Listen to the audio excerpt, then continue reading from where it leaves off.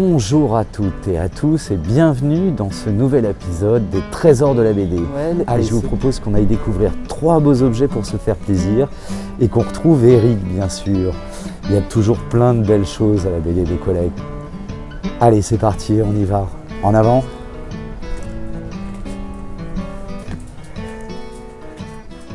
Salut Eric, comment vas-tu? Ça va Christophe? Bon, 3 beaux objets là à nous présenter? Ouais, on va essayer de te trouver 3 trucs un peu sympas qui sortent de l'ordinaire et puis qui sont dans des tarifs un peu différents. Voilà. Bon, comme on fait d'habitude en fin de compte. Un prisme un peu différent pour chacun.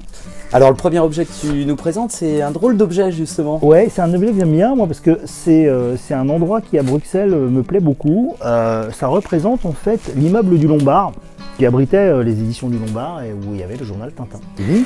Et donc a été fait il y a une dizaine d'années un coffret qui reprend cet immeuble. Cet immeuble se situe derrière la gare du Midi dans le quartier d'Anderlecht. Et il y a la célèbre tête de Tintin sur le toit qui tourne. Alors là, elle ne tourne plus en vrai dans l'immeuble, mais sur ce petit bazar, il tourne. Alors un petit bazar qui est ici et on a la tête qui tourne. Ah oui, voilà. Ça se remonte. Exactement. Petit système mécanique. Exactement. Alors, à l'intérieur de ce joli coffret, les éditions du Lombard ont fait des facsimilés qui reprenaient les couvertures des albums des années 50 et 60. Alors, c'est pas des facsimilés dans l'exact fait de ceux des années 50, mais ça reprend souvent le même visuel de couverture, un dos un peu façon dos des années 50 en tissu. De toilé en tissu, exactement. Bien sûr. Et ça reprend donc les titres principaux des auteurs donc la Machereau, avec Chlorophylle. Donc on a Machereau, on a bien évidemment Krainhals avec Pomme et Teddy, Black et Mortimer, Funken. Ah oui, bien sûr. Ouais. Donc tous les héros du journal Tintin, sauf Tintin. Voilà. Donc Michel Vaillant, etc., etc. Donc l'intérêt de ce coffret, c'est qu'il est comme au premier jour, c'est-à-dire que tous les albums sont couverts d'origine, pas ouverts. Et puis il y a aussi le petit fascicule qui allait avec le coffret, qui reprend... Ah ouais, sur les 60 ans des aventures et des couvertures. Ouais. C'est un coffret anniversaire donc pour les 60 ans du journal Tintin. Alors voilà. Quel prix il faut compter pour avoir ce bel immeuble chez soi? Ce bel immeuble est au prix de 800 €. Voilà. C'est un prix qui comprend donc l'intégralité des aventures présentées. Donc premier objet, l'immeuble du Lombard à Bruxelles. L'immeuble du Lombard à Bruxelles, ça permet d'avoir un petit morceau de Bruxelles chez soi. C'est sympa. Et puis d'avoir beaucoup de lecture pour cet hiver. Voilà. Parfait. Allez, on va passer au deuxième. Deuxième objet. Bon Eric, ce deuxième objet alors, qu'est-ce que c'est? On change un peu de catégorie, hein. On était sur la para-BD là, entre guillemets. Oui, tout à fait. J'aime bien essayer de te présenter à la fois un objet, des fois un petit original et puis un album. Donc là, on va passer à un original. Moi, j'aime beaucoup parce que c'est un des héros du journal Tintin, justement, dont on parlait tout à l'heure avec le coffret. Et pas les moindres, puisque c'est Ricochet. Et là, on le retrouve au volant d'une de ces superbes voitures, qui est une Porsche. Alors, c'est pas sa 911 habituelle.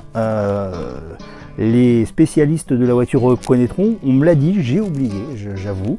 C'est pas une 911, évidemment, c'est un autre modèle, mais c'est une Porsche qui apparaît donc dans les aventures de Ricochet. Alors l'intérêt de ce petit dessin, c'est que c'est un dessin qui est paru dans le journal Tintin. On a ici la parution, Tintin numéro 47. Hein, alors je suppose que c'est les éditions belges, donc c'est 47 d'une année. Oui, oui, bien sûr. Belgique, il y avait effectivement, c'était par année. Ouais. Exactement. Donc il faut retrouver, alors c'est probable, c'est typique d'un dessin des années 60, donc on peut retrouver facilement la parution. Donc encre de Chine, bien sûr. Encre de Chine, bien ancrée. On voit la dextérité de Tibet pour réaliser des voitures. C'est superbe. Et on a Ricochet. Et avec le mouvement qui salue. Avec le mouvement, on a l'impression que la voiture est en marche. Voilà, c'est un très très joli dessin. Voilà, pour un budget qui reste assez raisonnable. Alors on est à combien justement de budget? On est à 1500 de budget pour un joli dessin paru des années 60 dans le journal Tintin. Très beau ça. Voilà. Ah, c'est toujours chouette, hein, une belle encre de Chine, c'est un format qui est quand même sympa.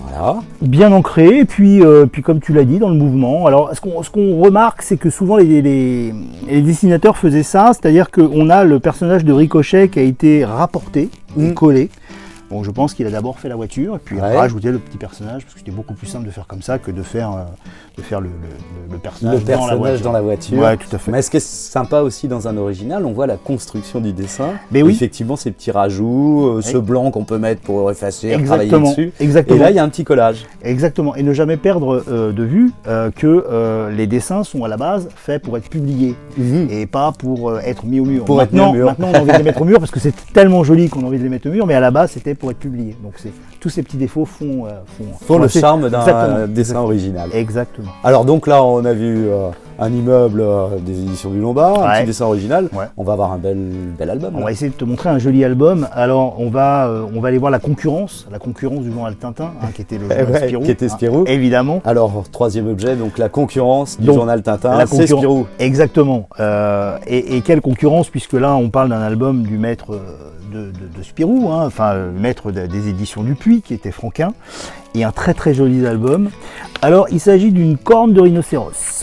Alors la corne de rhinocéros, que voici.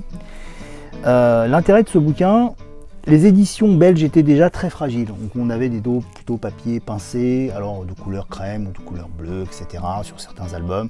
Plus le bleu est profond, plus l'album est neuf.